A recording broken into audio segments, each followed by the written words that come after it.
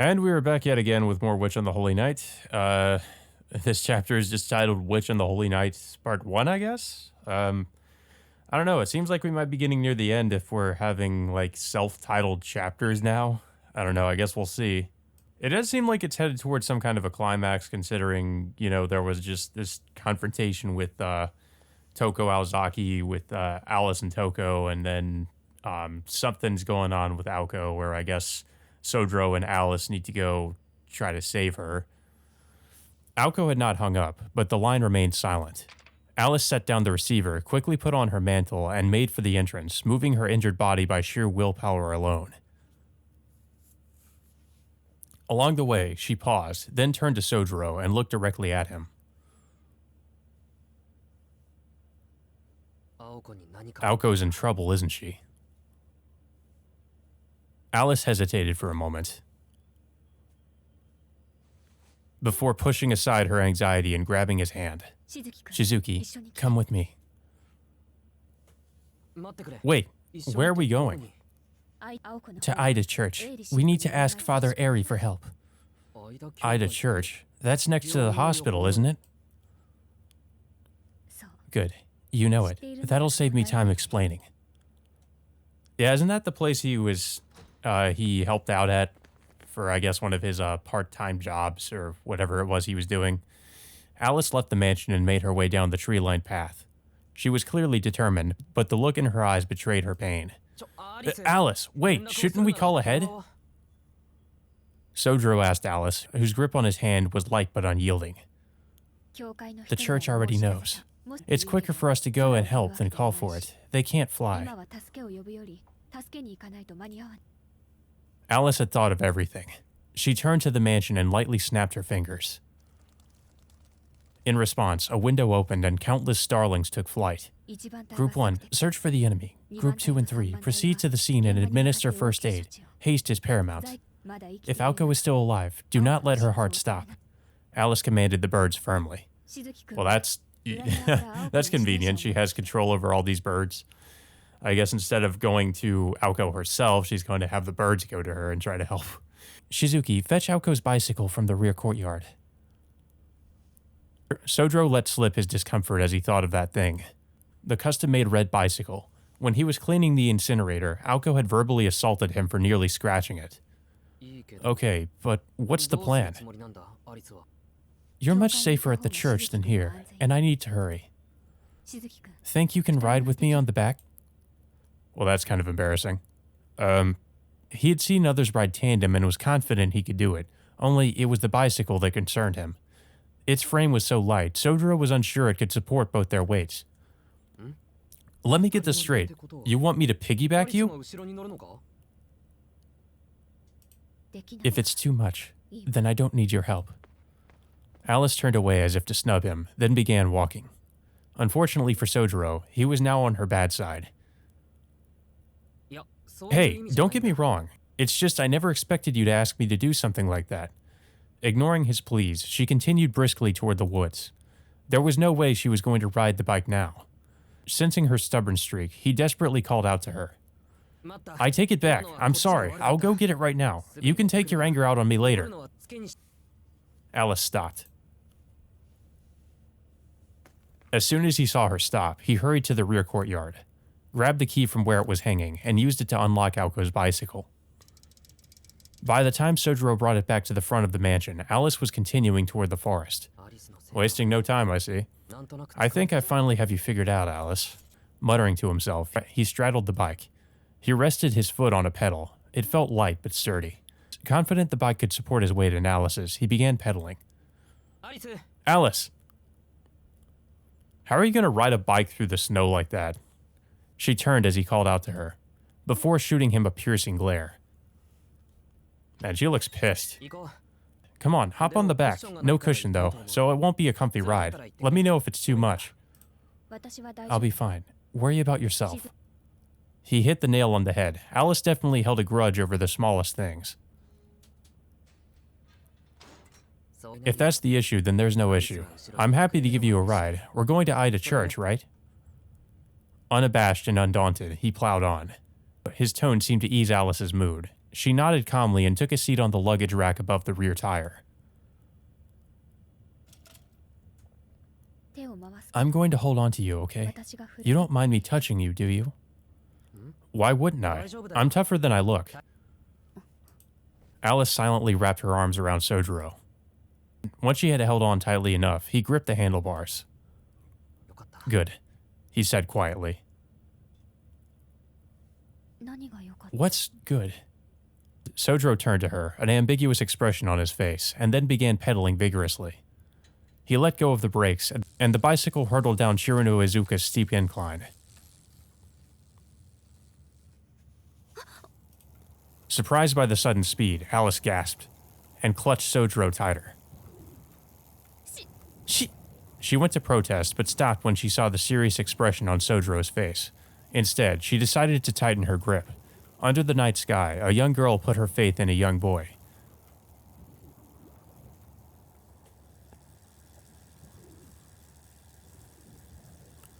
Man, I really do hope this game gets a sequel someday. It's just a beautiful game, especially in terms of visual novels. I've never seen anything like this, except maybe like the Tsukihime remake, which was probably kind of, in a lot of ways modeled after this game in terms of the way, its visual presentation.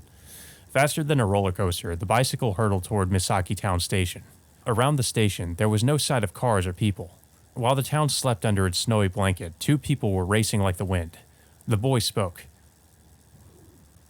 Phew, riding tandem is way easier than I thought. But he was alone in his relief. It was their first bicycle ride together, and they spent it speeding down an empty highway. The boy's words were lost to the howling wind, fortunately.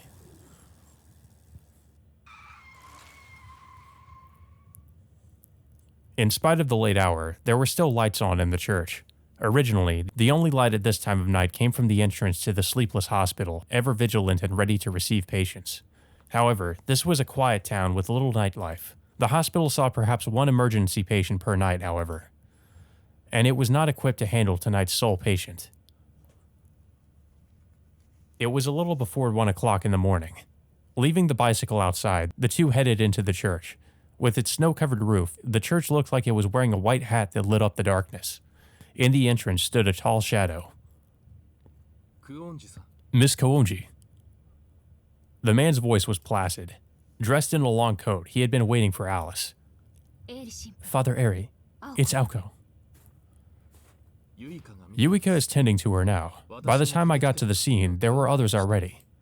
I'd like to notify her family. Aoko wouldn't want that. Besides, I believe they're trapped in the castle. Toko seems to have tied down their grandfather too. The two exchanged pleasantries. Sojiro did not move from the foot of the stairs. Oh, and who is this? Though the father seemed calm, his words had an edge to them. As if to protect Sojiro from his gaze, Alice stepped between them. This is Aoko's familiar, though their contract hasn't been fulfilled yet. Familiar? Ali. Sojiro was about to complain, but Alice shot him a fiery glare. That all but said, just shut up and play along. I see. This is the first I've heard of it, but I'll let it slide. I mean, you are both in conflict with an outside mage after all. That should take priority. Alice nodded in thanks. I'll be going in now. Let him enter too. He is most welcome. I will begin preparations for mediation. If a change of administrators is imminent, I have to prepare documents for both parties. I'm leaving things to Ritsuka in my absence, so send any questions her way. As if passing the baton, Father Eri exited the church. Sojiro took 2 full steps back to give him a wide berth.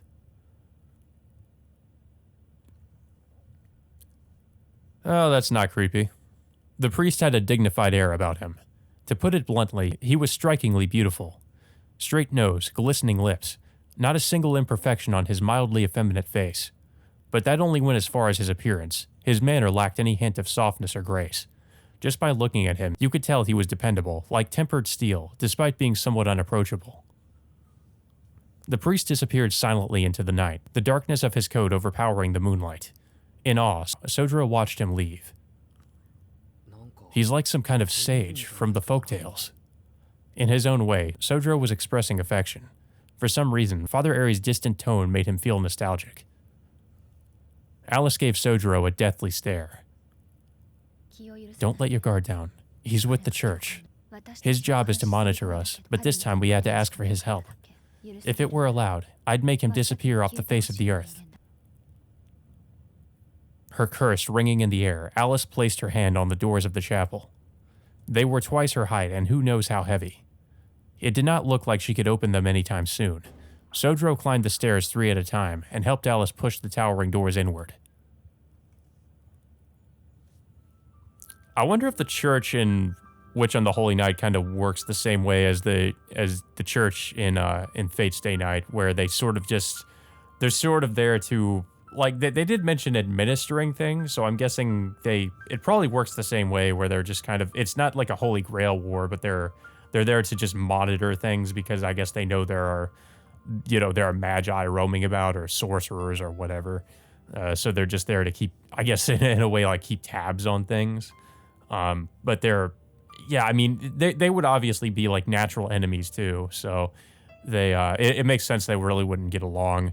But yeah, they would also share similar goals, just, different ideologies or whatever.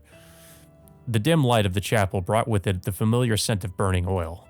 The ecclesiastical interior was breathtaking. The tall ceiling, the stained glass windows on every wall. It all felt intended to illustrate the presence of the Holy Spirit within those chambers.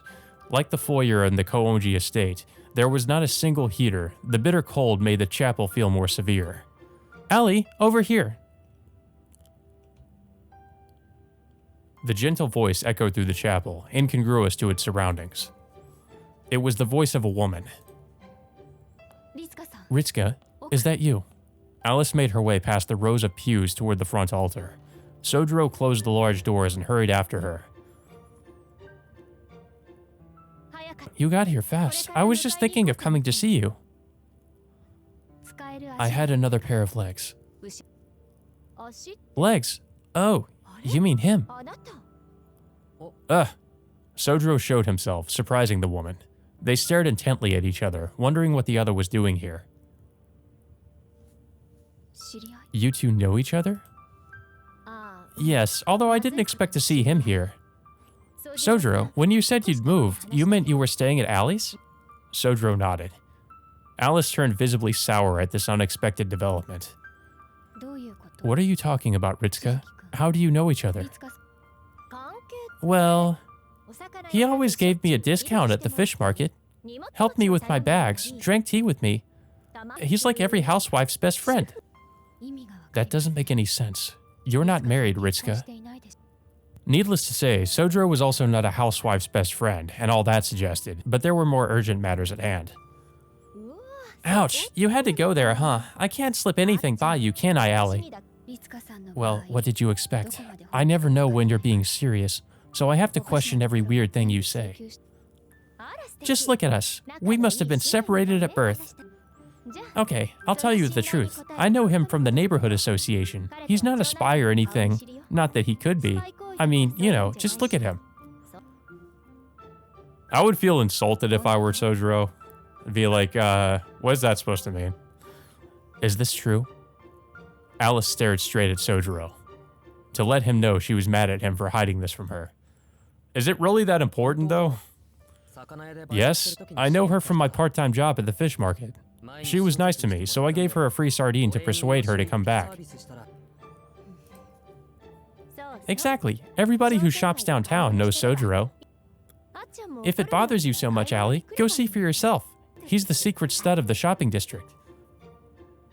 So Sojiro just has this natural ability to attract women, I guess specifically older married women.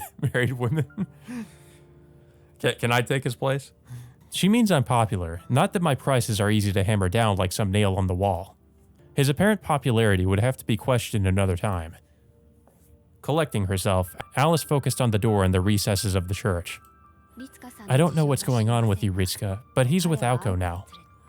That explanation will have to wait." "It all makes sense now. So much to say in so little time, but we can get to that later." "Fine. For you, Allie, I'll make an exception and offer him our protection." Alice nodded and began walking to the door. Alice. Stay, Sojiro.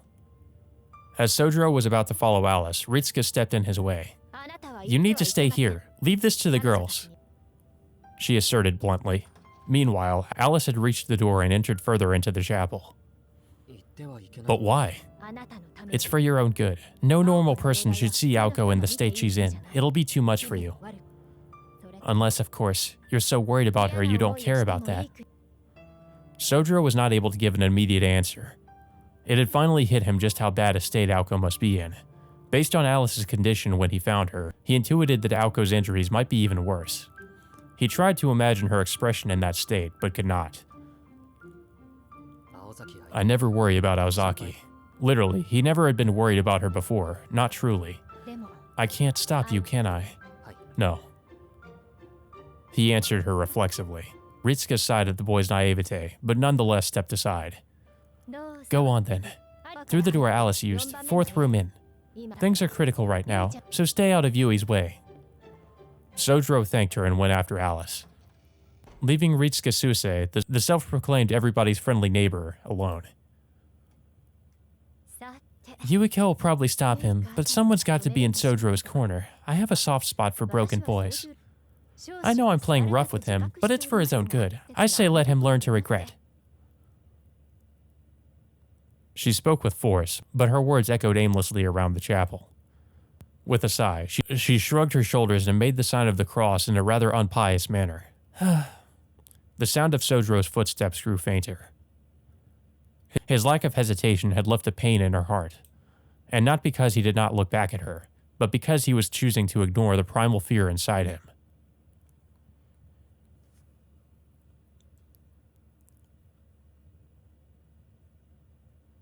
An elderly man once said, "An animal's death and a human's are two different things. You may think they are the same, but they differ to their core.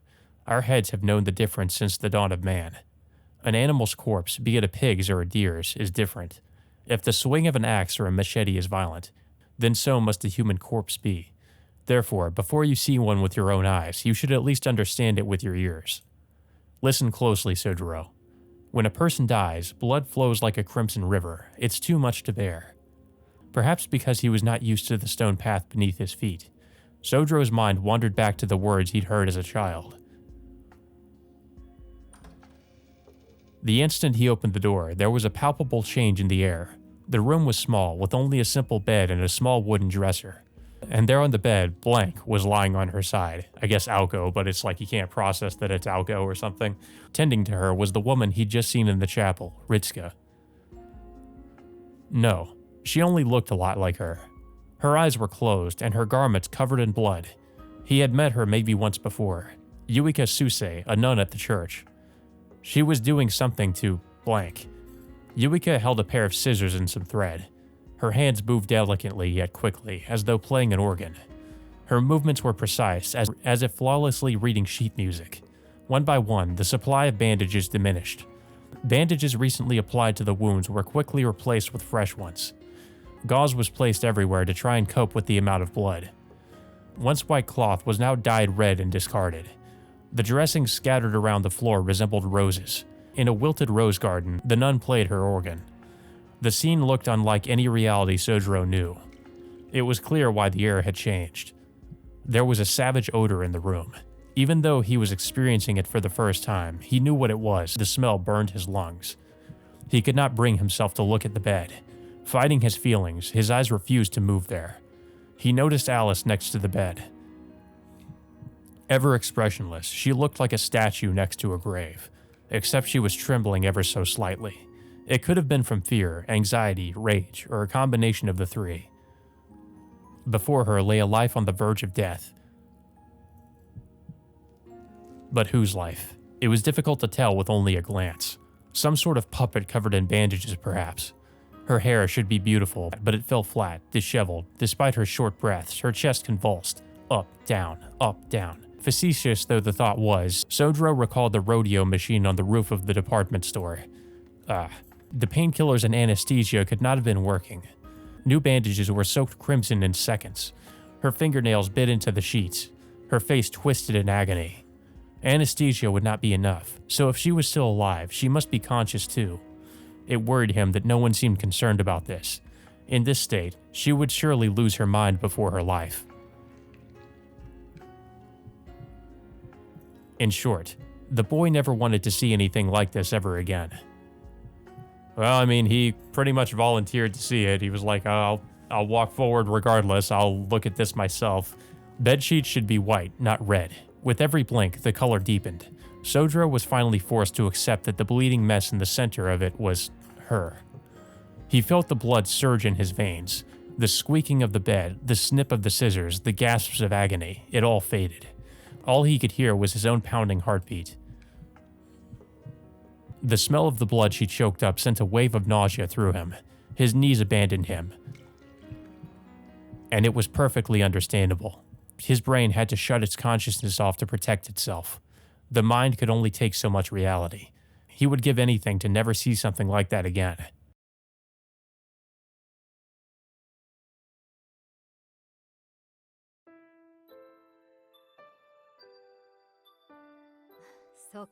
Silly me. You know everything, don't you, Aoko? Not just about you, but what happens after this too. What survives, what won't. You can see it all. And through it all, you never lose sight of who you are. You're so strong. And on she went. I kind of liked her smile, but she just had to go and say the one thing I wish she hadn't. The last day of middle school seemed so long ago. As the ephemeral cherry blossom petals danced around, my little dream was crushed. I'd never really considered myself strong, at least until I began remembering those words from time to time. I thought you of all people would understand, Aozaki. I mean, of course you do. That's what makes you strong. And lately, an idiot who said things like that had appeared in my life. I knew I always judged people more harshly than those around me, but to have someone I'd only known for a few days point that out was like a stab in the chest. Not only that, the words sounded so similar, they'd made me so angry I couldn't see straight. Only him and one other person have ever said anything like that to me. Then again, I suppose my sister said the same without actually saying it. You're different from us. But me being me, I took it as a curse rather than a compliment. My actions, my choices, my morals, all the good and bad I've done, when all's said and done, am I really any better than everyone else? Of course I am. I'll never sacrifice myself for those around me. They just had to call me strong, true to myself, in spite of how alone, stubborn, and ridiculous I know I can be. When I was younger, it only confused me. I mean, I don't know any other way. I am who I am. The frustrating fact is, I simply don't have the courage to give up. So why? Why do I get treated special for doing what comes naturally? And that spinning is kind of making me dizzy. It's just kind of like spinning around. The sunlight stirred her. Maybe it was the pain from having her whole body held together by arcane threads, but Aoko felt like she'd had a silly dream. She gulped air through her painful, parched throat. Gray rays of light shone through a small window, bringing her back to reality. I feel itchy. Unable to bear it, Aoko attempted to roll over, except she could only move her right arm. She tried lifting her arm, but couldn't feel anything past her elbow. Once she stopped concentrating on her bandaged arm, it fell to the bed like a stone. Okay. Aoko took in her surroundings, moving only her eyes. Evidently, she had been asleep in this bed. Unable to feel certain parts of her body, she felt like a robot. The room was tiny and undecorated. It was like an apartment without a tenant. Judging by the good repair, she guessed that she was in Ida Church. Outside, it seemed closer to noon than morning. Clouds filled the sky as usual, dulling the sun's rays. Idly, she thought that it could be enough to melt the snow outside. And then, finally, she noticed the figure of a girl. Next to her bed, Alice Koonji was sitting in a chair, unmoving. Good morning, Alice. She called out to her, all too casually. It was more difficult to talk than she thought. Alice was her typical stoic self, although Aoko did notice a glimpse of concern in her eyes. You haven't slept, Alice. I can tell from your poor complexion. I tried, but I can't until the substance Toko made me swallow leaves my system. I suppose my lukewarm discomfort is a fart in a wimp's... Oh, wait a minute, what? This translation, man, I can't tell, like, if it's completely accurate or not. Probably not. Like, that's probably not exactly what she said. Whatever, it's... This is what we're going with. I suppose my lukewarm discomfort is a fart in a windstorm compared to what you're going through. Alice's uncharacteristically vulgar comment helped Alco feel a little more like her usual self. Well, maybe that is what she said. I don't know. She felt reassured having a comrade in arms by her side instead of a concerned neighbor. So, she got you too. I can guess how it went, but fill me in on the details. Alco remained horizontal as she spoke with a cool tone. Despite Alco's condition, Alice granted her request. After all, they had known each other for 2 years. Alice knew exactly the kind of anesthesia Alco Aozaki needed right now. Alice Koonji's battle with Toko Aozaki ended in the former's victory. The Thames Troll was a special familiar even among fairy tale monsters. While lacking the incredible reality warping abilities of Flat Snark, its sheer mass, durability, and strength were second to none. Toko's rune magecraft was rendered completely ineffective by its stone armor. In all fairness to Toko, most mages would not stand a chance against the bridge giant. The reason lay in the mystic's body. As a general law of magecraft, a mystic will lose to a stronger, older mystic. The history of the bridge giant dated back to well over 1,000 years. Its origins could be traced to the 1st century when Britannia was conquered by the Romans. Conversely, despite having roots dating back to the Age of Gods, runes had unfortunately been lost to time. Rune magecraft was little more than an attempt to revive and use a dead art. However, monsters from fairy tales, like the troll, were different. They lived on in the hands of Alice Koonji. The magical world was vast, but one could probably count on one hand the number of magecraft that still functioned after being chanted into existence a millennia ago, as Alice's ploys did. In contrast, Toko, the rune user, was only about 2 decades old. Carving a rune took only a moment. There was no way a quick spell could defeat a personification of London Bridge in Alice's homeland.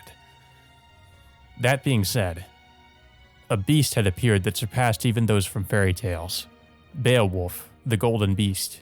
It seemed absurd to compare a small and relatively powerless wolf to a towering stone giant.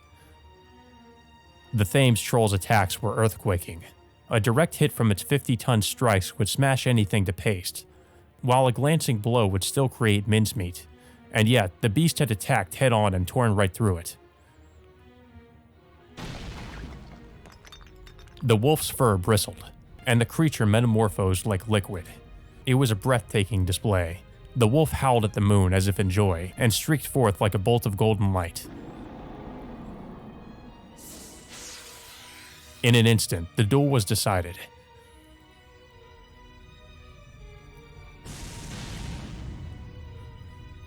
The radiant spear of a wolf flew straight through the giant's chest and sank its teeth into its heart. The troll exploded.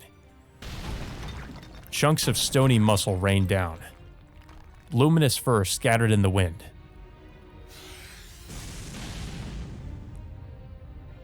Two mystics dispersed without a trace and returned from whence they came. The curtain fell on a battle straight out of mythology. There among the rubble of the fairy tale monster was the golden wolf, standing like a flame. What came after could barely be described as a battle. It was more like the slaughter of defeated pawns. The wolf leapt on Alice, disemboweling her with ease. Its claws cut through the protective wards on Alice's coat like a hot knife through butter. The golden wolf. This wolf, which understood human speech, could only be the magical creature known as the werewolf. Werewolves were the forest people of Western Europe, with origins far more ancient than the fabricated vampire legends of the continent. However, none were known to have golden coats. It was said that the most elite werewolf bloodlines boasted silver fur. Silver werewolves were pack leaders, and werewolves of that caliber were considered phantasmal rather than merely magical creatures. But a golden werewolf was superior to even that, and so transcended human knowledge. Alice Koonji's ploys were among the ultimate mystics to have been created by humankind. Therefore, the golden werewolf could only have been a mystic born of that planet. When a celestial body has been active for millions, even billions of years, occasionally a miraculous droplet of creation spills over into our current world. This mystic had to be over 3,000 years old.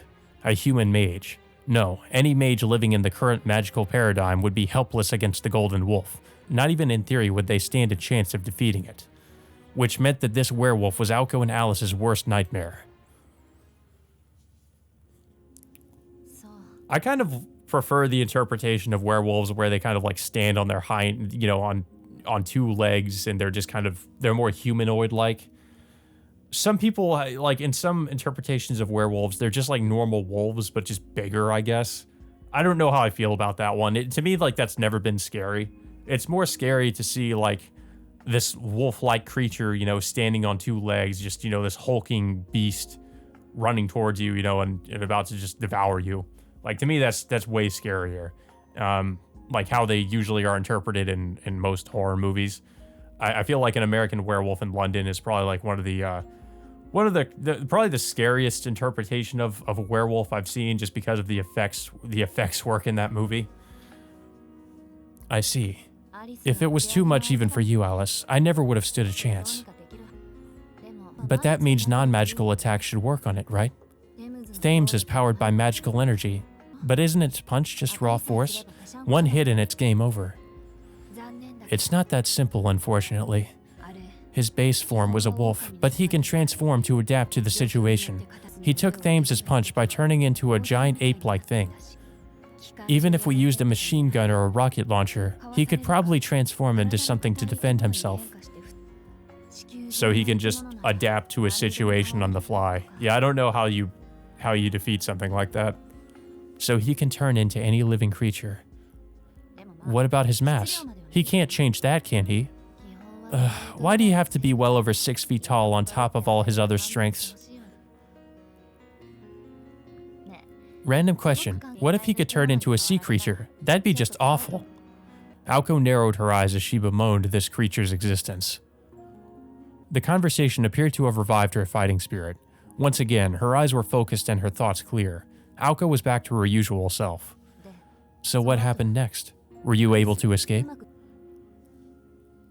No, the wolf had its way with me next. That could be interpreted in different ways. Alice explained how the wolf had pinned her to the ground. That really could be interpreted in different ways. Incidentally, she kept the part about Sojiro rather short. Alice herself was not entirely sure why she felt it necessary to leave most of that information out. Probably because Aoko would, I guess, be upset about it. So Toko came straight for me after fighting you. That was your plan. Sis, you wanted to end this all yesterday. It was my mistake for forgetting. We always did have a habit of having the same thought at the same time. Once you reveal your hand to the enemy, you have to take them out. She waited until she was down to the last 2 sigils to reveal herself and divide our strength. I knew she'd do something like that, but I never imagined she'd have a freaking werewolf with her. Aoko let out a heavy sigh. Alice nodded slightly in agreement. Anyway, I can't believe Sojiro came to your rescue. I know I should be grateful, but he's such an idiot. If I was in Toko's shoes, I'd be tying up any loose ends. After dealing with us, wiping him out should have been a piece of cake. Shizuki is under this church's protection now. Aoko's eyes widened. What? Am I hearing things? You actually went out of your way to protect him. I was thinking of you. We wouldn't want you getting angry now, would we? Alice responded with her eyes closed. Aoko frowned in silent indignation, as if she wanted to protest where Alice got that idea from. Well, whatever. He's here now, I assume. But where? Still unable to move her neck, she looked around as best she could. He collapsed, so he's resting in Father Aries' bedroom. Aoko furrowed her brow at collapsed. Sure, he was under the church's protection, but had Toko set the wheels in motion for his death? What exactly happened to him? Alice paused for a moment before casually answering the question. Well, when he saw you, he vomited. She had decided to be blunt. Probably for the best. Aoko was taken aback. For several seconds, dim sunlight leaked through the window. Once she had found her voice again, she muttered. Whatever. That's kind of rude, though. Perhaps amused, or perhaps exhausted from staying up all night, Alice cracked a tiny giggle. Alice, what's so funny? Oh, nothing. Shizuki had his reasons, I'm sure. You were in a bad state, Aoko. Aoko appraised her physical state. She was dressed in a hospital gown. Bandages covered the majority of her body. Her right leg was in a plaster cast. Since she could move her right arm, she brought her bandaged fingers up to her throat. Oh yeah, I remember now. That little shit bit my neck. It was crazy, being torn to pieces like that. I even heard my neck snapping. Gross doesn't do the feeling justice. Damn it, he played with me like some kind of chew toy. I almost wish I could forget. I guess she was attacked by Beowulf too. We don't know exactly what happened to her. I guess that's what happened. Aoko sounded upbeat, but the look in her eyes was anything but. She had been torn to pieces, but her life had been mercifully spared. At least she hadn't been dismembered. She had been bitten, beaten, and her bones broken. Magic crests containing the Aozaki's secret arts decorated her body. Even if her spine was broken, as long as her body was alive, the crests would piece it back together. Despite the crests easing the pain a little, she still hurt enough to want to kill that wolf 100 times over. Yeah, so I guess she was. If all the sigils had been broken, Misaki City's ley lines are wide open. We thought we had the edge of having the big picture of the area, but if Toko's known for a while, then she's a step ahead of us. Let's be real, how long do you think it'll take her to transfer dominion rights? For Toko, it won't even take her 2 days. She has no choice but to wait for the land itself to restore the sigils. By the time the defenses are in working order again, this town will be as good as hers. So come tomorrow morning, I lose everything. What about you, Alice? Any fight left in you? I can manage a little bit of mental magecraft. After that, I'd be relying on trinkets. That won't cut it. Aoko went silent again, staring straight at the ceiling. Alice knew all too well what that look meant. You're still planning on fighting, aren't you, Aoko? Can you blame me? It's not like I can give up. What about you? Once something is mine, it stays mine. Aoko muttered in agreement to Alice's terse response. Alice's intense attachment to her possessions was enough to make even Aoko shiver. Once something is mine, it stays mine. To take it a step further, betrayal was an unforgivable sin. This personal motto was further proof of her uncompromising nature. Okay, that settles it then. I'm going to get some rest. Come hell or high water, I'll be ready by tonight. If the nun who stitched her back together had heard that, she would have fainted. Aoko could barely even eat in her current condition. Even so, Alice nodded and stood up. As Aoko's partner, she knew that once her mind was made up, she had to trust her. Silently, the girl in black began to take her leave. Oh. She stopped in front of the door, her hand to her mouth. Alice? Aoko was curious, suspecting that Alice had something silly to say again. Quite the contrary. Instead of blushing, Alice furrowed her brow like she was thinking over a difficult riddle. Alice? Hello? Aoko called out, but Alice remained with her back to her roommate. How did he make it to me in time? She spoke as if the words had accidentally burst out from her thoughts. Alice's question was about something Aoko could not have possibly guessed. It happened before, too. Even though we took the first train back. She carried on mumbling at the door. I was also wondering the same thing. How did Sojiro reach her so quickly? Unable to find an answer, Alice gloomily put her hand on the doorknob. If you don't want to say, it's fine. But if you do, then spit it out already. Alice did not respond. She opened the door to leave the room, and left a few words hanging in the air. It might be nothing. By the way, Yuika said she couldn't see Shizuki. The door closed with a thud. That doesn't happen every day. Aoko mumbled to herself from her bed, seeming slightly happier. Blind since birth, Yuika Suse saw the world through her other senses. She was especially sensitive to enemies, or those who bore ill will, and typically viewed almost everyone as a threat, presumably because that was the easiest thing to pick up on. So when she said she couldn't see Sojiro, that meant he was completely harmless.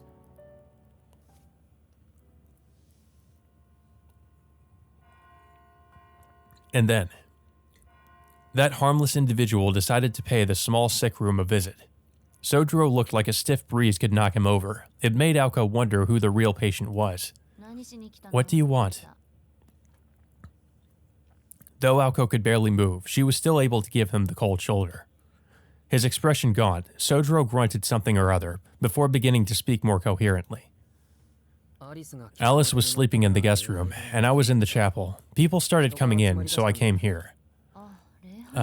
Must be the time of worship. It is Christmas. It was indeed Christmas, but regular Mass was on Christmas Eve. The ones gathering in the chapel must have been truly devout followers. Tourists were rare in Misaki, after all. So much so that almost no one visited the area this time of year. The worshippers must have been locals. So, why do you care? There might be someone there you know. Aoko was as distant as ever. She clearly had not forgotten the fact that he had vomited when he saw her, and a hint of spite leaked into her voice. I mean, can you really blame him though? You're in a pretty bad state. I mean, it's not really his fault. Then again, it's not that. I just thought it might be a good chance to ask you some things. Can we talk for a bit? Since Aoko was always in a bad mood, Sojiro did not pick up on anything out of the ordinary. She wanted to tell him to go drink some water because he looked ready to collapse, but he didn't seem aware of his own condition. And to be fair to him, Alice did say Aoko was in bad shape. Given how unaccustomed to blood Sojiro was, it was no wonder he had fainted. Oh, of course. You're probably still too injured to talk. Sorry, I'll come back later. Sojiro seemed to have misunderstood Alice being deep in thought as not having enough stamina to speak. Naturally, this did not sit well with Aoko. Hold it right there. If you came to talk, I can talk just fine. I've been cooped up in here, so I could use the distraction. Okay, so you're not the best distraction, but beggars can't be choosers. She still finds a way to be soon about it. Sojiro sensed this was going to be rough, but took a seat on the chair next to the bed. So, what did you want to ask me? Aoko spoke energetically in an attempt to distract from her weakened appearance. Naturally, she knew she was fooling no one. You really are strong, Aozaki. I'm relieved to see that you're okay. Sojiro said, nodding in admiration. Aoko shot him an unimpressed look in response to the unwanted praise. Honestly, you have the worst timing. Huh? Nothing. Forget it. Just something from a dream. It's nothing to do with you. She glowered, remembering. Come to think of it, almost everyone in her dream was here in the church, turning her dour expression into an irritated one. Enough about that. You said you had questions, so out with them. Alright, can you tell me what's going on? I mean with Toko, now that I'm involved in all. Sojiro spoke calmly, making Aoko wonder if he really understood the gravity of his situation. He was Toko's enemy now. He was defenseless and needed protection. Neither Aoko nor Alice could help him, and the church could withdraw their sanctuary at any moment. He had picked a side, and that had turned him from an innocent bystander into a target. The answer he sought was as simple as that. He knew the facts. He was not a mage and was therefore powerless. I guess you did help Alice. Aoko did owe him for that. To say thanks, she decided to at least give him the whole story up until now. Okay, I'll quickly walk you through everything. You know, maybe even I'll get something out of it. Aoko composed herself before beginning her explanation. The battle began at the end of November. A lot had happened since then, including meeting Sojiro. It all started a month ago, when the edge of the bounded field around Misaki City was taken down. The 5th time since I became successor, Misaki City was officially under attack. This time, instead of attacking us directly, the enemy started by taking the land. Everyone that had come before her had been a bunch of amateurs all full of themselves, attacking us head-on. They all ended up as kibble for Alice's watchdog. Anyway, 2 types of bounded fields surrounded this area. One detects intruders, one siphons energy from the land. The enemy attacked the latter. If the entire field is destroyed, then Alice and I effectively lose our ownership of this land. Without land, we become no different than rogue mages. Of course, we had another field set up to detect intruders, but it didn't do what it was supposed to. And now we know why. The enemy was my sister, Toko Aozaki. Aozaki-bounded fields aren't going to recognize a fellow Aozaki as a threat. Alternatively, she may have just known about a blind spot and slipped in that way. As the original successor, it's only natural she'd have that knowledge to begin with. So since she was invisible to us, she had free rein to break bounded field sigils. She deliberately attacked them slowly, one by one, to make us think it was an outsider. If she'd broken them all at once, I'd suspect it was one of my relatives, such as someone from the Asagi family. While we were stupid to fall for her little game, it's also possible it took her a long time to destroy the field. Our fields are made of strong stuff. They typically last for 6 months. An enemy would need to figure out how many sigils supported the field, what elements comprised them, and the correct order to take them down. All the while making sure the mage they belong to doesn't notice. If we did notice, we'd locate the intruder's base and eliminate them before any damage could be done. So bounded fields are either broken during a drawn-out battle or preemptively before it even starts. Usually, the enemy threatens to break the sigils to lure the landowner out. Then things are settled there and then with a duel between mages. Doing that eliminates the need to completely destroy a field. It's much faster to take out the landowner and, as long as they can decipher the formula, seize the fields and land afterward. If you don't destroy the fields, you don't have to remake them. Besides, ones that have been in the land for years are stronger. That was how Aoko and Alice were duped. They never thought the enemy would waste all the time and effort needed to break all the sigils. That's why Alice and I went on the defensive. We figured we could surprise the enemy while they searched for the sigils, take them out one by one. But that's when things started to go south, when a certain busybody saw something he shouldn't have at the local park. Indeed, it was the ultimate taboo in the world of magecraft. The existence of mages must never be revealed to outsiders. And you know the rest, right? I had no choice but to leave our battle with the enemy to Alice and devote my time to searching for the eyewitness.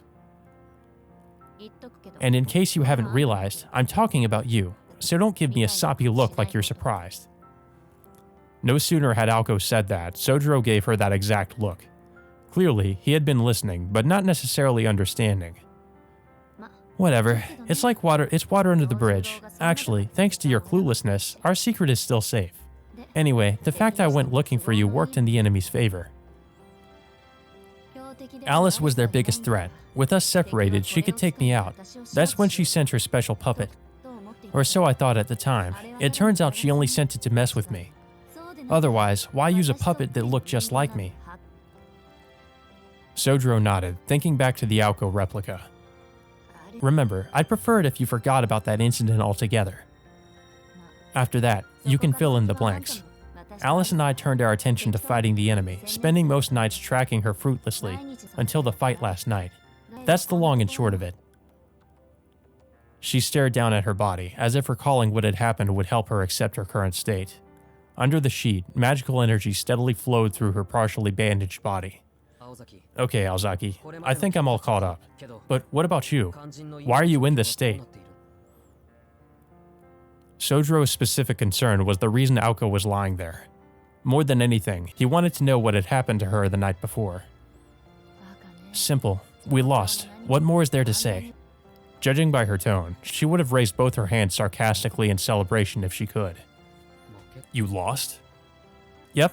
It sucks, but there's no getting around it. The moment all 5 sigils were broken, it was over. The land rights are up in the air, until tomorrow when Toko claims them. In trying to prevent that, Alice and I ended up like this. The tables have turned, so from here on, we'll be the challengers. We are the rogue mages. Which meant that Aoko, Alice, and Sojiro only had a few more days with which to utilize the church's services. Ida Church was not only an arm of the Mages Association, but also a branch of the Holy Church that monitored heresy. Aoko and Alice were owners of Misaki City's spiritual lands, but they belonged to neither of these organizations.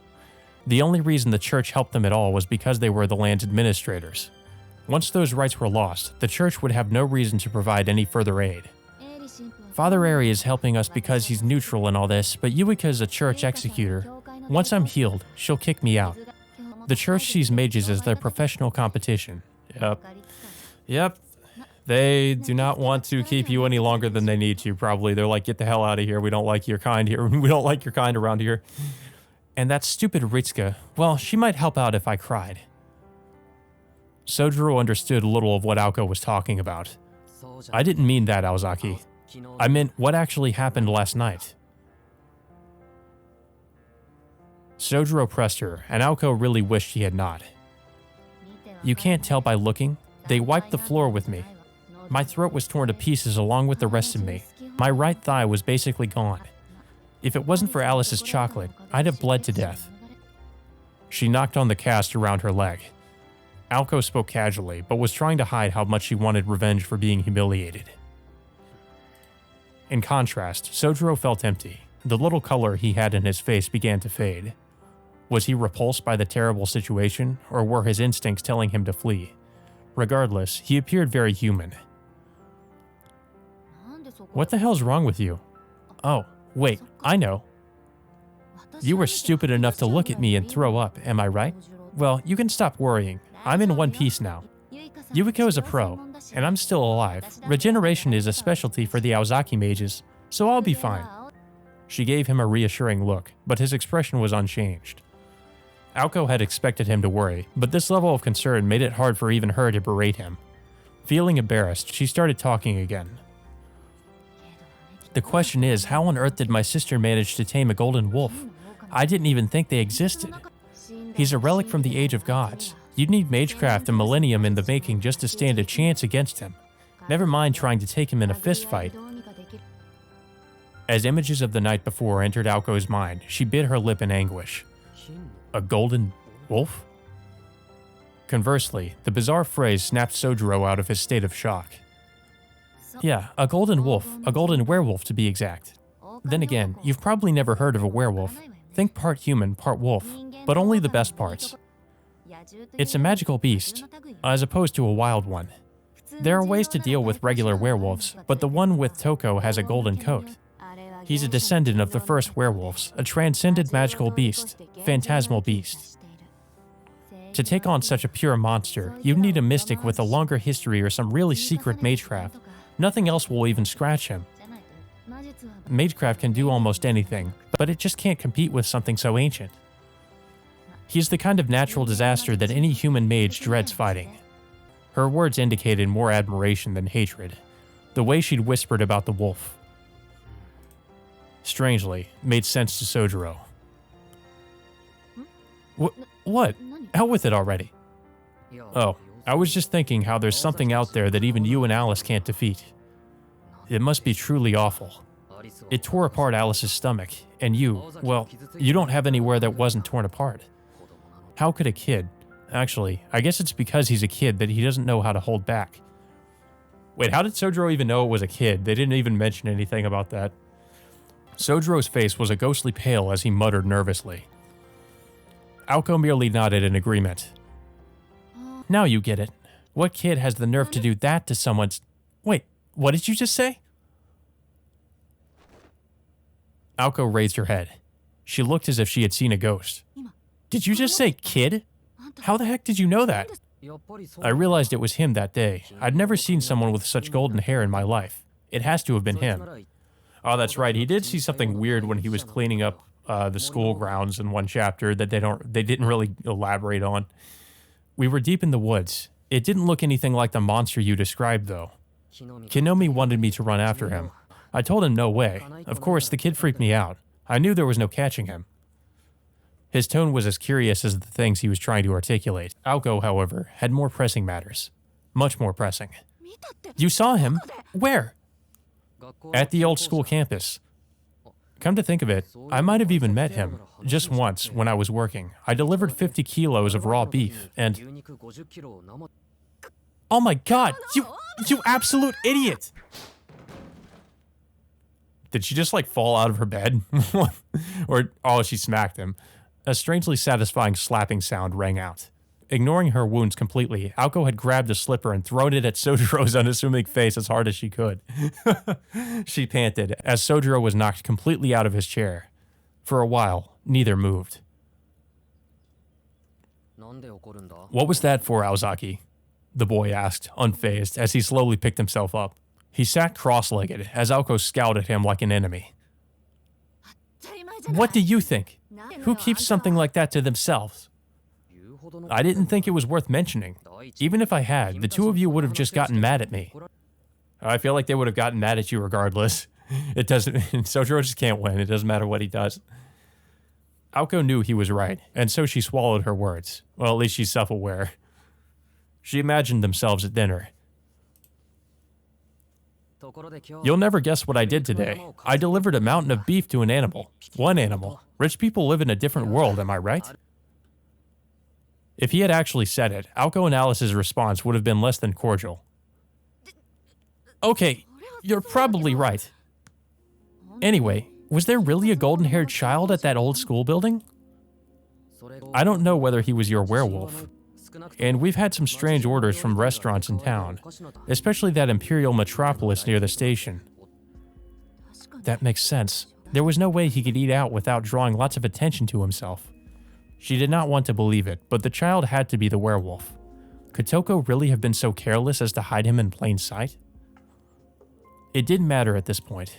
With the werewolf's habitat revealed, Toko's base had been revealed too. To take over the bounded field, she needed an inconspicuous place to store materials. Misaki High School's old school building was the perfect place. Huh. You were hiding the key to the puzzle this whole time. I wasn't hiding anything.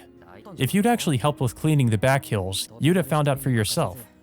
You shouldn't have left it to Tobimaro. In response to Sojiro's infallible logic, Aoko snapped her fingers. I'll just strangle him in response. Instead of another slipper missile, she let the faithful white collar express how she felt. And with the tightening of the collar, Sojiro realized something. Aoko had changed. From the bed, she looked down on him with a commanding glare. Though weak from her injuries, she was as sharp as ever. You would be forgiven for forgetting she was ever a patient. She was raring to fight.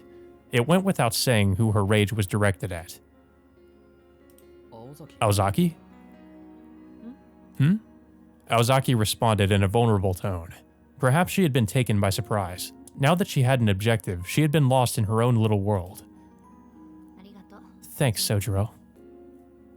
He expected her to be sarcastic, but this was different. She was genuinely thanking him. He had never known her to be like this and was taken aback. I'm just showing my appreciation because you helped me figure out where Toko's hideout is. Satisfied? Sure. It's nice to be thanked, but are you seriously going after Toko in that condition? His tone was closer to scolding than sympathetic. Aoko simply nodded resolutely. I'm just going to take back what's mine, while I still can. My sister won't waste a moment, and neither will I. She sounded unshakable. Yeah, I mean, she's kind of on a time limit. Even so, Sojiro would not back down. Even if you've got almost no chance of winning, what you need right now is rest. Yesterday, you were really messed up. You still are now. You're lucky to be alive. It's not luck. It's Toko. I don't understand. Toko, she purposely kept me alive to taunt me, to make me try again. She's waiting for me so we can settle the score. If she wasn't waiting, she'd have made her move already. As much as it pains me to, I'm taking your words to heart. Irritation tainted Aoko's words. From the side, she looked terrifyingly serious. She was ready to fight to the death. Toko had given her little choice. Sojiro could understand neither sister. Toko left you alive so she could kill you later? And yet you're still going after her? Exactly. She might have won the battle, but she hasn't won the war. I know I'd have a better chance fully healed, but while I'm recovering, Toko has gotten her claws into Misaki. That means I need to play my trump card. I have to do what I can while I can. Though the pain in her azure eyes was not as deep as the pain of death, it spoke of the regret she would feel if she did not do everything possible while blood still flowed through her veins. Understand now? Good. Then don't try and stop me. Listen to me, Sojiro. You're not responsible for anything. Not my life, and not this fight. And I refuse to sit in bed waiting to die. Who'd do that if they felt they could win? Sojiro was dumbstruck. Aoko could never let anyone else get involved. Whether that was because she cared or cared less, he could not tell. What he did understand, though, was if he wanted to stop her, he would have to do so with his bare hands. And he knew better than to try that. Even so, he had to ask one last question. If he did not, he would not be able to live with himself after leaving this room. I don't get why you need to go to these lengths. Is it out of obligation, or are you just forcing yourself? There was a sadness in his eyes. However, Aoko was unmoved by them. It's not like you to ask something so deep. Alright, I'll answer, even though it won't change anything. To be honest, I'm caught between the two. Don't get me wrong though, any sense of obligation, compulsion, pride, or fear comes from me and me alone. My grandfather wouldn't be mad if I stopped fighting Toko. I doubt Alice would complain either. If I chose to run, nobody would give it a second thought. That's why this is all on me. I know it doesn't make a lot of sense, but I won't run away from Toko. All that matters is proving to myself that I'm alive. I know that my life has no meaning, and that's why I can do anything. With fiery passion, Aoko Ozaki had said her piece. Sojiro was left with a pang in his chest. He did not know why, but her words angered him. Then again, at the same time, her self-confidence had him in wonder, even though she had said that her life had no meaning. Her stubbornness gave meaning to everything. So, would that still apply if... Without thinking, he started to ask another question. Maybe he wanted to change her mind. Maybe he just wanted to hear her answer. If, say, no one was watching? It came out as a murmur. Indeed, if no one was watching, no one could know that she had fled. This was the situation Aoko was in. Even so, she shot him down instantly. Someone's always watching you, even if it's only yourself. I never realized this. Her expression brightened, possibly because she had been surprised at having to state the obvious. Sojiro was wide-eyed in shock, but Aoko remained nonchalant. Haven't you figured it out yet, Sojiro? Nobody watches you more than you. That's why you have to stay on your toes. Sojiro did not respond to her somewhat exasperated tone, but simply rose to his feet. He looked defeated, which was not like him at all. Sojiro? I'm sorry. I know you're saying something really incredible. It's just, I don't understand it. He meekly walked toward the door. As he placed his hand on the doorknob, he paused. For a few seconds, he fought with himself, desperately trying to think of something to say. No words came forth, and so he opened the door, which swung with a strange creak, and he left the room. After watching him go, Aoko turned her gaze toward the window. It was nearly evening. A thin veil of darkness was threatening to descend on the town outside.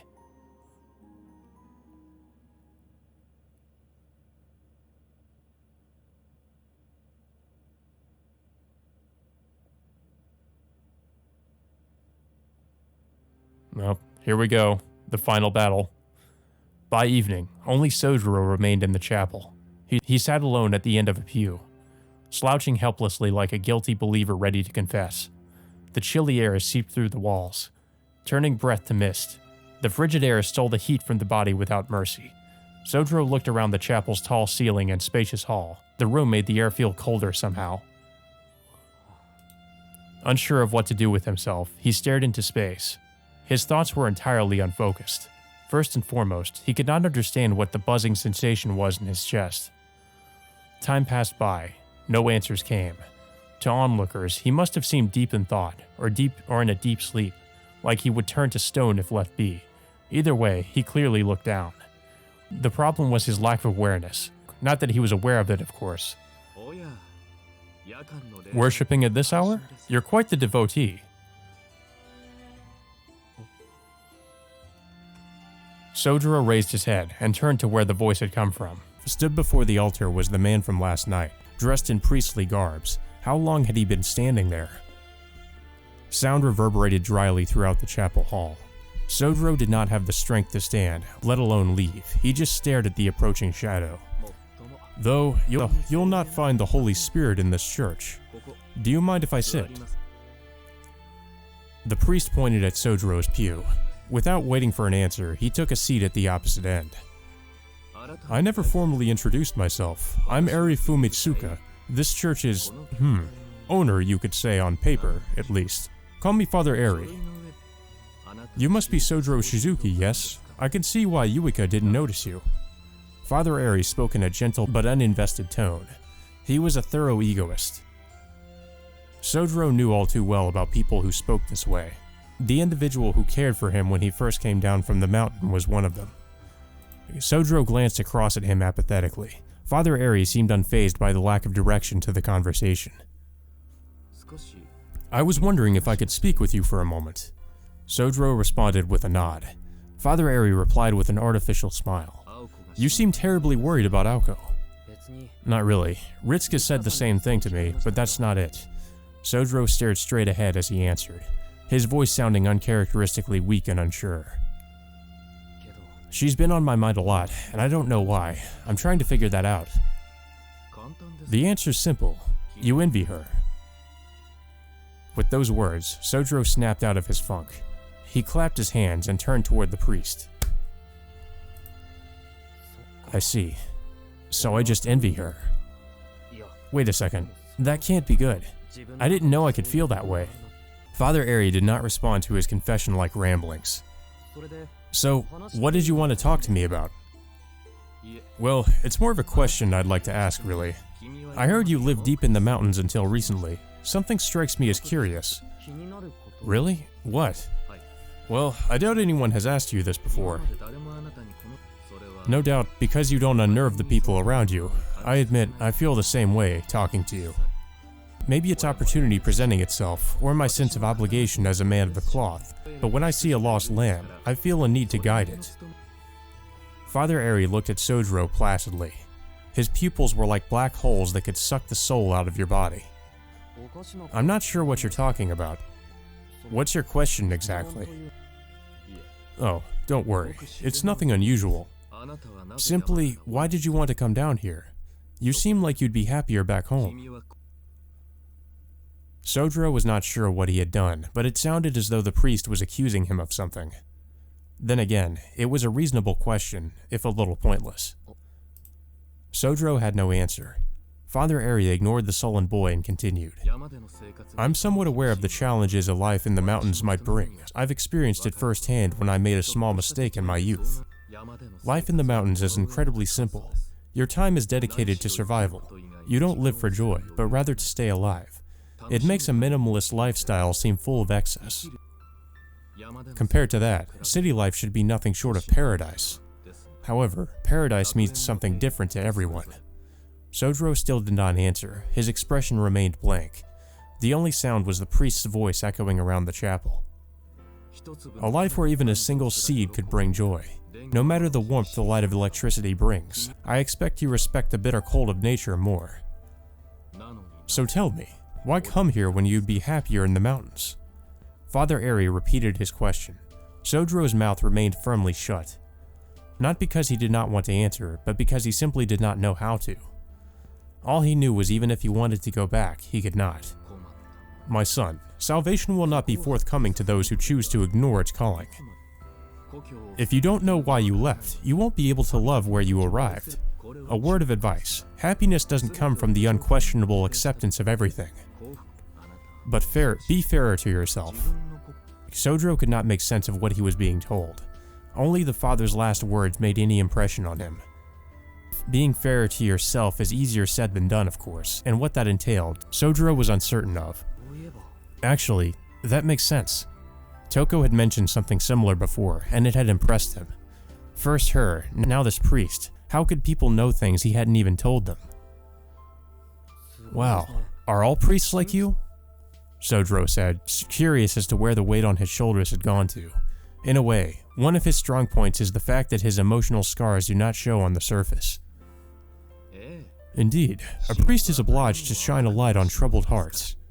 Though, of course, that's not always enough. By shine a light, do you mean talk things over?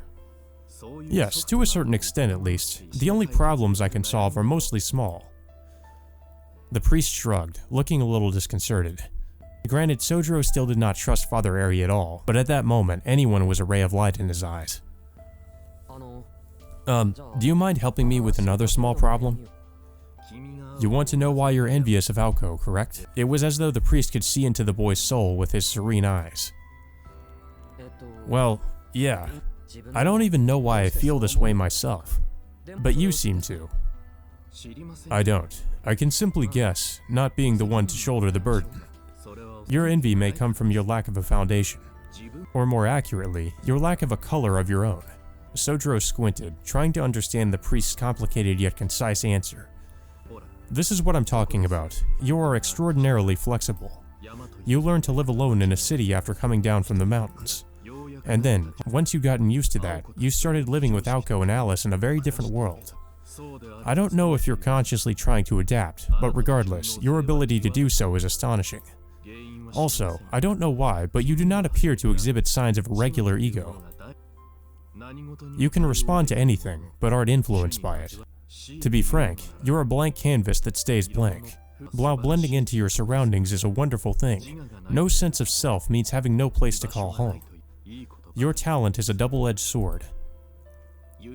Wow, he's like, I can read you like an open book, Sojiro. I know everything about you. The fact that Yuika didn't see you was unexpected. She can perceive even incorporeal elemental spirits, and yet not you. That says a lot about your lack of greed. As if amused by something, Father Eri grinned. However, Sojiro understood neither the meaning of his smile nor his words. This is mere speculation, but I believe Aoko feels resentment when she looks at you. To a brazen soul like her, your lack of self is something she simply cannot accept. And yet, you see something in Aoko you could never attain. It feels crude to put such things into words, but it is what it is. A moment ago, I said you envied Aoko, but that's not quite true. In fact, No. Never mind. Some things are best left unsaid. Father Eri smiled gently. It was a fresh-faced grin that belied his age. Whenever it came to Aoko, he seemed to forget his role as a priest. But that was irrelevant to Sojiro. So, Father, what exactly do I admire about Aoko then? Sojiro responded to Father Eri's rambling by being direct. Some would say the priest had been direct himself, but this was Sojiro, and he needed things spelled out. You still don't get it. Then you have me beat, Sojiro. Some things really are difficult to put into words. Then again, I am simply a man of the cloth. How about a change of tack? Do you know about Aoko's past? Not much. She told me some weird stuff I didn't understand about her start to high school and things. So by not much, you mean nothing. Very well, Shizuki. Allow me to try something more abstract. If you were suddenly told to kill yourself, could you? Kill myself? Yes, kill yourself. Of course, a priest shouldn't talk about such things, but my appearance is only skin deep. Anyway, Aoko was asked to do something along those lines when she was 15. Throw away her hopes and dreams, her past and future, everything she was up to that point. Become a different being entirely. Well, the end of yourself is the end of your future, wouldn't you agree?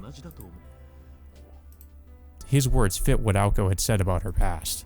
Until middle school, she led a normal life. Then out of the blue, she became the family heiress in place of her sister. Becoming a magician meant casting aside the life she had known. She had to leave behind her ambitions and prospects and live the life of a mage, something she barely knew anything about.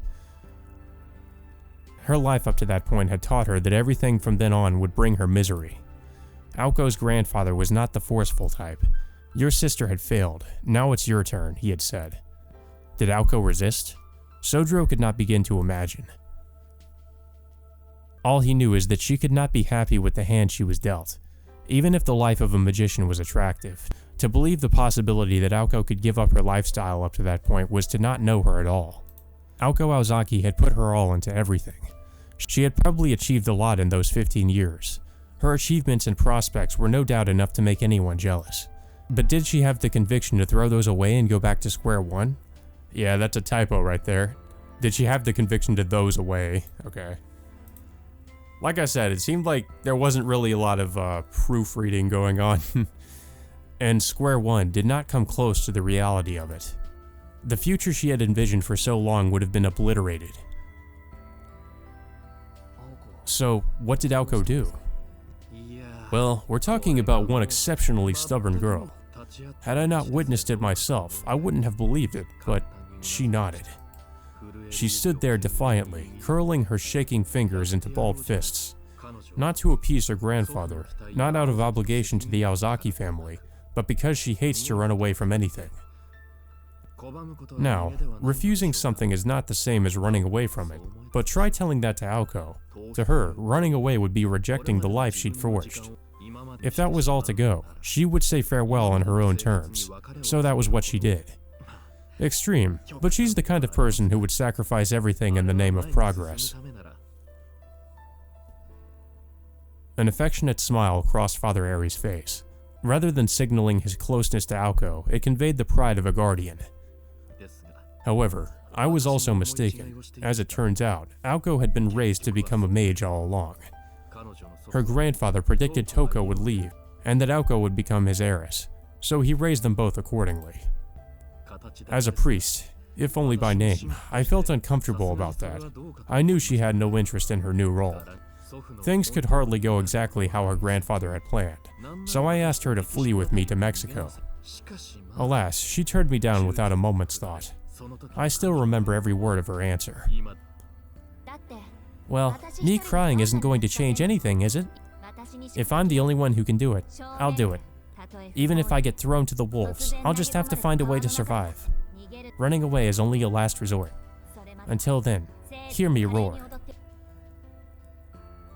The priest recited her words as if recalling lines from a favorite play. It certainly seemed like something she would say. The last thing Aoko said in the room she was recovering in probably meant the same. Of course, when an audience is watching, you want their approval. However, approval must come from within first. Aoko worked to feel proud of herself before worrying about how others viewed her. She at least wanted to do her job with grace. In response to everything she had lost, she would hang in there, even if it meant going at it alone. As for why Sojiro envied her, well, that was obvious. To Sojiro, she lived her life with her head held high. He was a boy who accepted everything, but had nothing. She was a girl who threw it all away, but never lost a thing. He stood there in the meeting room alone, seeing the ugliness within, and the sublime outside. Looking back, he finally realized what was eating at him. I think you see it now. It's not her appearance that strikes you as beautiful, but her spirit. Not that she isn't physically beautiful, of course. Sojiro nodded. From the day he first met her, that was indeed how he had felt. It just took him till now to realize it. The strength in her eyes and her unwavering will had captured his heart. She puts up with a lot. She really does. There's a lot of fight packed into that small frame. Father Aries spoke from the heart. Sojiro raised his head, gave a small grin, and scratched his cheek. So many hours wasted brooding like an idiot. I wonder if they're trying to say like Sojiro is kind of like in love with her, or he pretty much just like envies her or respects her in a way. It's really hard to say. It's not exactly like clear like what his feelings are in that regard. A part of him still felt strange, but it didn't bother him to leave the question unsolved for now. Unable to stay still, he stood up. He couldn't care less about the Aozaki family, mage battles, or Aoko rushing off to her death. Right now, he just wanted to see her face. Like the way he talks about her, it really makes you think that's what he feels for her. Stop, the recovery room is off limits. The cold words echoed around the chapel. They reached Sojiro as he was about to head back to Aoko. The sightless sister must have been waiting by the altar. She moved quickly to block his path. Miss Yuika, I'm not allowed in? Correct. Miss Koonji told me to make sure nobody enters. Alice said that? Sojiro was suspicious of why Alice would have said that. He could understand being kept out if Aoko was being treated, or her condition had worsened, but this seemed different. Besides, Aoko herself said her treatment had finished. No, Sister Yuika, there's no need to be so curt. Why not just tell him the truth, that the room is actually empty? Aoko left some time ago. But Father Eri! The priest began to explain everything from the pew he still sat in, about the things he and Sojiro had spoken about, and why he, a stranger, would be so concerned about a person he knew nothing about. It all became clear to Sojiro. This was your plan all along. Sojiro's voice was full of anger, but Father Eri did not flinch. My apologies. Aoko requested I look after you. While I did need to buy her time to prepare, I honestly did want to talk to you. The priest's attempt to smooth things over was far from sincere. Sojiro grit his teeth to control his rage. Why had they not stopped Aoko and Alice from heading towards certain death? Because both the nun and the priest were of the same ilk as the mages. As such, they understood Aoko's decision, and the priest understood Aoko too. Even if he did have the power to stop her, he would not have. The Aoko Aozaki he knew was not about to hide away in a church and lick her wounds. Where's Alice? With Aoko. They left about 30 minutes ago. Father Eri went so far as to divulge the time. 30 minutes ago, the same time the priest reared his head. It would not take even half that long to get to the school from here, and then another 10 minutes or less to get to Misaki High's old school building from there. Sojiro turned to the entrance of the chapel. However, stop. Where do you think you're going? The sound of her voice stopped him in his tracks. An unseen pressure had locked him in place. Her admonition seemed to carry a spellbinding power, stopping the foolhardy boy where he stood. You know nothing of mage battles. You're too weak to help. You'd be a liability. If they fall, that's their prerogative. Let them tear each other apart as they wish. A young, innocent bystander like you has no business taking part in such a calamity. She spoke with quiet anger. Her contempt was not directed at Aoko or Alice though, but Sojiro for being so eager to waste his life. If there was a shred of hope, I wouldn't stop you. But there isn't. There's nothing you can do for them either. She was right. It would be pointless of him to go. At the amusement park, he had been useless in the end. Now, they faced something even worse. He couldn't even imagine how he might contribute this time. Listen carefully. Aoko Aozaki's grandfather trained her to protect herself. Magecraft aside, she's still tougher than you. Even so, she still doesn't stand a chance against that beast of a familiar. Sojiro's physical strength, his only edge, meant nothing. If he went now, he would only get in their way. Yuiko was correct. And yet, I have to go. I owe Aoko a debt I must repay. He spoke calmly, but firmly. Though almost moved, the sister frowned slightly. She felt bad for him, but her warning was for his own good. If he would not listen to reason, then she would have to make him sleep. She raised a finger of binding at Sojiro.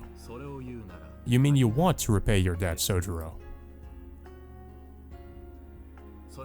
Incidentally, Sister Yuika, please refrain from using magecraft within the church. At least save it for religious ceremonies, or it'll affect my investigation. Dear Lord, give me strength. You seem so quiet, Sojiro, but you're more short-tempered than Ritsuka. If I may, Father Eri, I see no harm in letting him go. Or would you rather see Toko destroy Aoko and Alice? That issue is separate from this suicidal devotion. Reconsider, Mr. Shizuki. If you go, there's nothing you can do for them. The truth of the statement cut Sojiro deep, but despite everything that was being said, his mind was made up. It always had been. Even if he was not certain, he would at least not hesitate. He had always followed his instincts to the end, no matter where they took him. I know, but I'm still going. If I stay here, I really am powerless. His heart burned in his chest. While he listened to the priest talk, he could only think of seeing Aoko. He was not worried. He did not want to help. He just wanted to see her.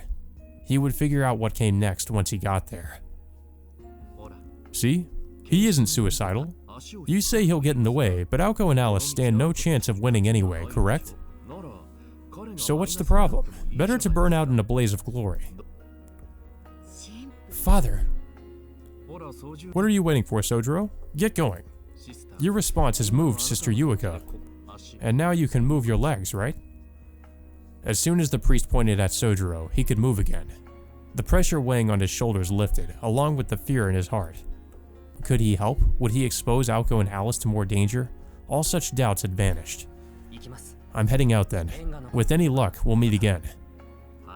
Good. Whatever happens, no regrets. And with that, Sojiro began to run, as Father Eri watched with a look of satisfaction. The priest knew if he could not persuade Aoko, he could not convince Sojiro either. He watched the impetuous boy run away, as the blind nun listened to his footsteps fade into the distance. Yuiko was different than Sojiro and the priest. While she showed no mercy to corruption or self-righteousness, she embraced benevolence to the innocent. Such an ordinary boy with his life ahead of him, and yet he chose to follow heretics into hell. How can you live with yourself, Father Eri? I thought responsible adults guided wayward children. She made no effort to hide her biting disapproval. It was simply her way of showing concern for the boy. Father Eri shrugged. You're mistaken about a few things, Sister Yuika. Your use of the term responsible adult for a start. An adult is someone who takes responsibility no matter what. The rest went unspoken. It didn't matter to him which of them died. With a warm, goodly smile, the priest corrected the nun's misunderstanding.